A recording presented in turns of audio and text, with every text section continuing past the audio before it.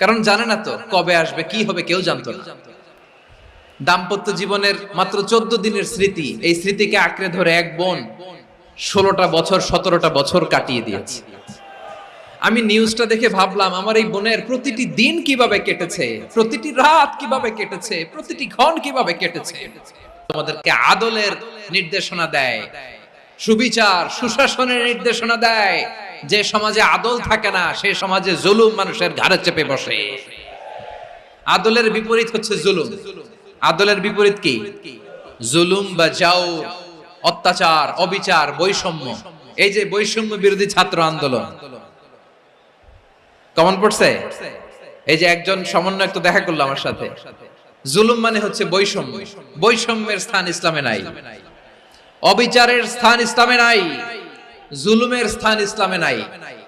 আল্লাহ তাআলা বলেন যে আমি জুলুমকে নিজের জন্য হারাম করেছি এবং তোমাদের জন্য হারাম করেছি।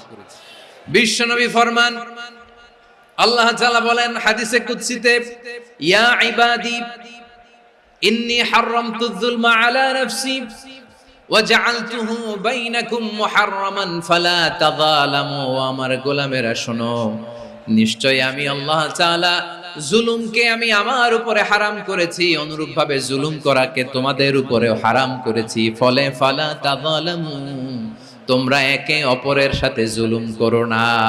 নির্দেশনাটা কার?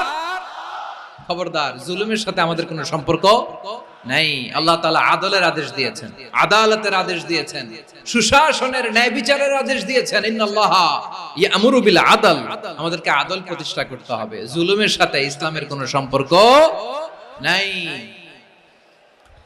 আল্লাহ তাআলা জালিমদের জন্য কঠিন শাস্তি প্রস্তুত করে রেখেছেন। এক্সট্রা জুডিশিয়াল কিলিং এর কোনো হিসাব নাই। বিচার বহির্ভূত হত্যা, এনফোর্স ডিসঅ্যাপিয়ারেন্স, গুম, যেটা সবচাইতে বড় মানবতা বিরোধী অপরাধ।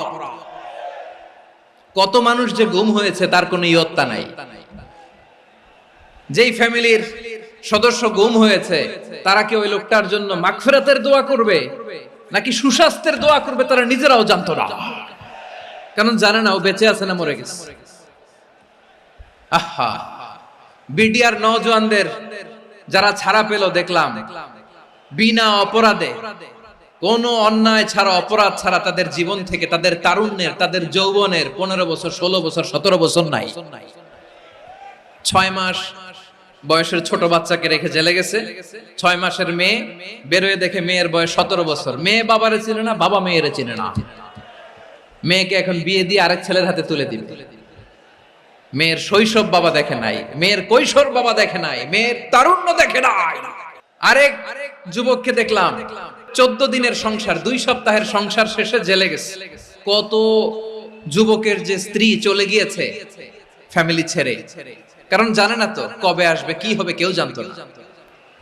দাম্পত্য জীবনের মাত্র 14 দিনের স্মৃতি, এই স্মৃতিকে আঁকড়ে ধরে এক বোন 16টা বছর 17টা বছর কাটিয়ে দিয়েছে। আমি নিউজটা দেখে ভাবলাম, আমার এই বোনের প্রতিটি দিন কিভাবে কেটেছে, প্রতিটি রাত কিভাবে কেটেছে, প্রতিটি ক্ষণ কিভাবে কেটেছে। বিশ্বনবী বলেছেন, ইত্তাকি দাওয়াতাল মাজলুম ফাইন্না লাইসা বাইনাহু ওয়া বাইনাল্লাহি হিজাব।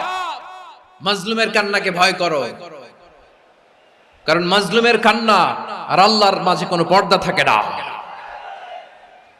আমরা আর এরকম কোন জুলুম বাংলাদেশে দেখতে চাই না। জোরে বলেন ঠিক কিনা? আমার প্রিয় বীর চট্টলার তৌহিদি মুসলমান, আমরা আর নতুন করে কেউ জালিম হোক এটা চাই না। নতুন করে আবার কেউ ফ্যাসিস্ট হোক আমরা চাই না। এক দল আরেক দলকে নিশ্চিহ্ন করার রাজনীতি করুক আমরা চাই না। আমরা সুশাসনের বাংলাদেশ চাই, মানবিক বাংলাদেশ চাই, আমরা একটা সমৃদ্ধ বাংলাদেশ চাই। আমরা বিশ্বের বুকে সম্মান নিয়ে মাথা উঁচু করে দাঁড়াতে চাই, ঠিক কিনা বলেন? আল্লাহ বললেন, এটা যদি তোমরা চাও, একটা সমৃদ্ধ সমাজ যদি বিনির্মাণ করতে চাও, মানবিক সমাজ যদি বিনির্মাণ করতে চাও, আমি তোমাদেরকে সেজন্য প্রথমে আদালতের নির্দেশ দিলাম। ইন্নাল্লাহা ইয়া'মুরু বিল আদল, নিশ্চয় আল্লাহ তাআলা তোমাদেরকে ন্যায় বিচার, সুশাসন এটার আদেশ দেন। সুবহানাল্লাহ। আদাল, ন্যায় বিচারের আদেশ আল্লাহ তাআলা কোরআনের বিভিন্ন আয়াতে দিয়েছেন। আল্লাহ তাআলা বলছেন, ইন্নাল্লাহা يأمركم أن تؤدوا الأمانات إلى أهلها وإذا حكمتم بين الناس أن تحكموا بالعدل إن الله نعم ما يعظكم به إن الله كان سميعا بصيرا আল্লাহ তাআলা বললেন, আল্লাহ আদেশ দিচ্ছেন যে ব্যক্তি আমানতের হকদার তার হাতে তোমরা আমানত পৌঁছে দাও, আর যখন তোমরা বিচার কার্য করবে, বিচার ফয়সালা করবে, আদালতের সাথে করো। সুবহানাল্লাহ বলেন। ওয়া ইযা হাকামতুম বাইনান নাসি আন তাহকুমু বিল আদল, আদালতের সাথে করবা। আল্লাহ তাআলা বলেন যারা জাজ হবে, বিচারক হবে, তাদের যদি বাদী বিবাদীর কারো সাথে শত্রুতা থাকে, কারো সাথে যদি কোনো ধরনের রেষারেষি থাকে, আল্লাহ বলেন বিচার কার্য করতে যে নিশ্চয় আল্লাহ তাআলা তোমাদেরকে ন্যায় বিচার সুশাসন এটার আদেশ দেন। সুবহানাল্লাহ।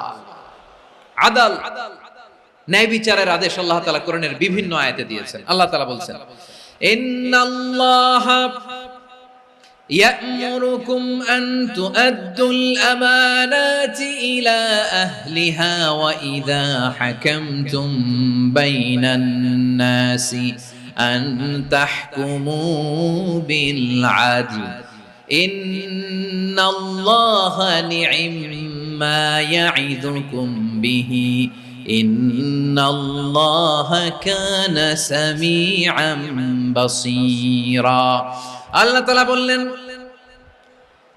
আল্লাহ আদেশ দিচ্ছেন যে ব্যক্তি আমানতের হকদার তার হাতে তোমরা আমানত পৌঁছে দাও, আর যখন তোমরা বিচার কার্য করবে, বিচার ফয়সালা করবে, আদালতের সাথে করো। সুবহানাল্লাহ বলেন। ওয়া ইযা হাকামতুম বাইনান নাসি আন তাহকুমু বিল আদল, আদালতের সাথে করবা। আল্লাহ তাআলা বলেন যারা জাজ হবে, বিচারক হবে, তাদের যদি বাদী বিবাদীর কারো সাথে শত্রুতা থাকে, কারো সাথে যদি কোনো ধরনের রেষারেষি থাকে, আল্লাহ বলেন বিচার কার্য করতে যে ওই শত্রুতা রেষারেষির কারণে আদালতের বাইরে যে অবিচার করে বিচার করো না। ওয়ালা ইয়াজরিমান্নাকুম শানাআনু কওমিন আলা আল্লা তা'দিলু ই'দিলু হুয়া আকরাবু লিত্তাকওয়া واتقوا الله إن الله خبير بما تعملون।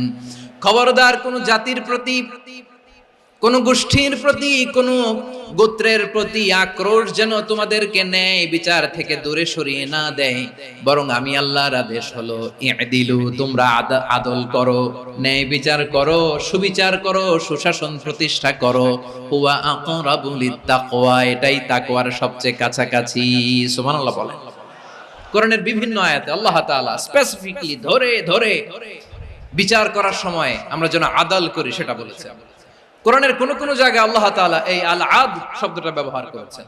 আবার একই জিনিস ইনসাফ, সুবিচার, সুশাসন, ন্যায় বিচার, ন্যায় পরায়ণতা বুঝাতে আল্লাহ তাআলা কখনো কখনো আল কিসত শব্দটা ব্যবহার করেছেন।